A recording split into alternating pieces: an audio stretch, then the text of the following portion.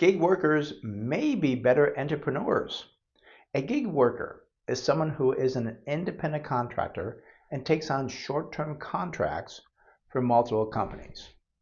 In a study from U.S. tax records from 2012 to 2021, 2.5% of gig workers created their own company compared with only 0.7% of the working age population.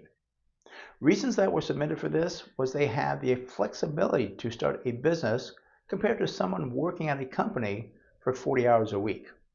The flexibility gives them the opportunity to set up their business on their schedule instead of working 9 to 5 for an employer.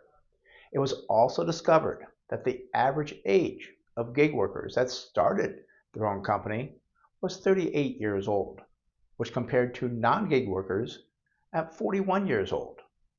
Gig workers being more entrepreneurial makes sense to me since they work on their own and are not told what to do. In the beginning, the gig entrepreneurs had higher gross profits than others who started their business. Profits were 39% higher for gig workers after 1 year. After 3 years, well, it rose to 42%. Now, unfortunately, companies founded by gig workers don't seem to survive as well. It appears they'll take on all the higher risk than the average person. The likelihood of surviving the business for a gig worker was 69.4% after 1 year, which was below the 72% chance of survival for working age people. Now, by year 3, the chance of that gig worker's business surviving was 45.2% versus 48.4% for the working age population. It takes a special person to become an entrepreneur and run their own business. I never forget the old saying about owning your own business.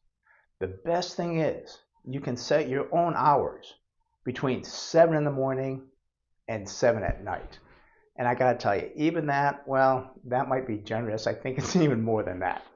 If you want a good, successful business, the best advice I can give you that I have found is to work extremely hard and put in a lot of hours during the week. I'm Brent Wilsey with Wilsey Asset Management. If you like these videos, be sure to give it a like or comment, and also feel free to check out our other YouTube videos and weekly newsletter for the latest economic news, expert analysis, and market insights.